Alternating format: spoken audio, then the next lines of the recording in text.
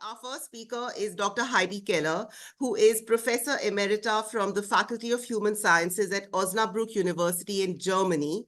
She is currently director of an institution called NEVIT, the Greenhouse of Context-Informed Research and Training for Children in Need.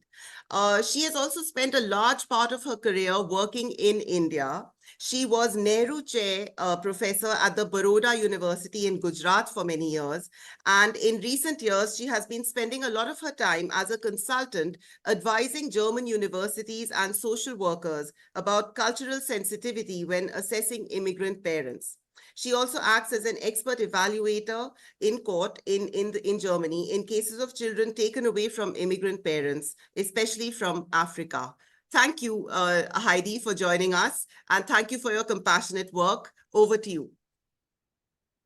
Thank you very much, Suanya, for setting up this important event and for inviting me to participate.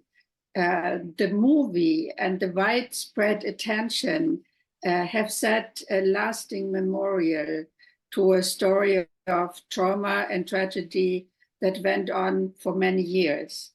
I could not admire more the strength and stamina of Sagarika Chakraborty and the incredible support that you, Suanya, have mobilized for this family, but also for many other Indian families living abroad and undergoing drama and tragedy with the institutions that are geared to protect children. We have made the experience that often this is not the case. On the contrary.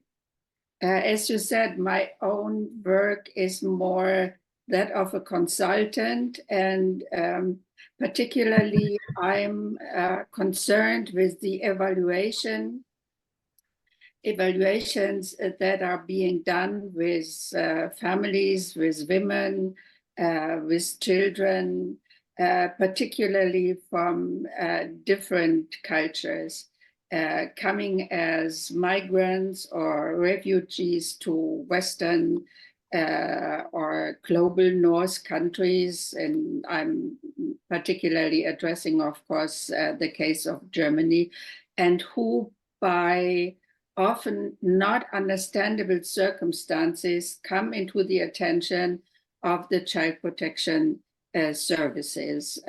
This may be by chance, this may be mediated by kindergartens or daycare institutions, or just by observations from neighbors and others. So there are multiple entry points that a family can get into the attention or under the supervision of the institution, and then the drama starts. And these services were meant to protect children and families, but in the first place, children. And often this is definitely not the case. Many of the psychological evaluations that are requested by courts from judges are highly biased, because they fail to acknowledge the diversity in child-rearing ideologies and practices. And this is partly due to the educational system, because in university, a universalistic view on development is being taught, and partly also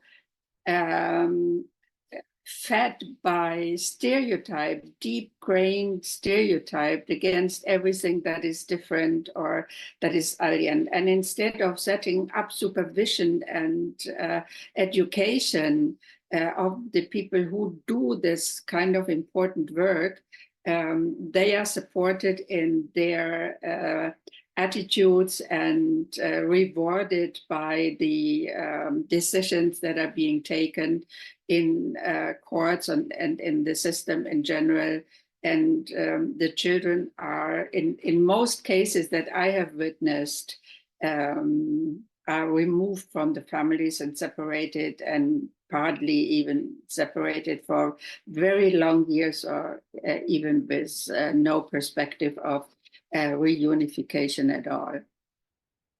These evaluators take one system, the so-called Western middle class child-rearing philosophy, as the gold standard and the best one and the only one that is in the best interest of children.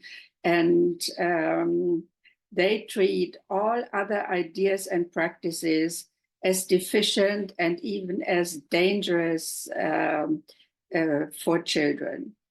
This, of course, is a sheer assumption that is not validated by any research. On the contrary, there are lots of anthropological and psychological testimonies of healthy upbringing in different parts of the world with completely different ways of socializing children than is the case in the Western two-generation nuclear families.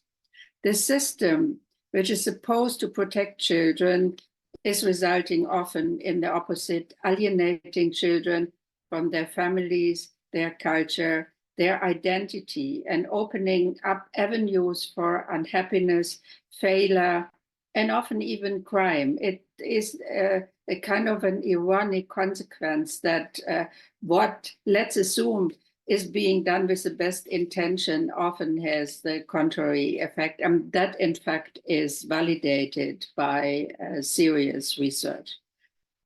The situation obviously has become worse over the last decades. I recently read a biographical sketch of a colleague in the United States, Lawrence Aber, who started his career many decades ago by analyzing why diagnosed maltreated children were taken out of their families in some cases, while others were not.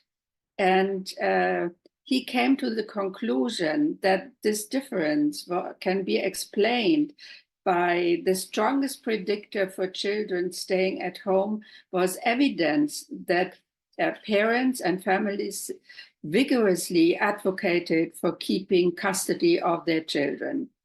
So, Rana, you will be certainly agreeing that we make different experiences in these days. And this calls my colleagues and me to even increase our efforts in order to educate and to bring knowledge into the applied fields that the health ideas and the gold standard methods often deteriorating what they intend to do. I hope in the future, together with several colleagues with whom I'm working together for many years now already, to make a bigger impact on preserving the rights of children and families and their cultures and create multicultural societies that deserve their name. Thank you.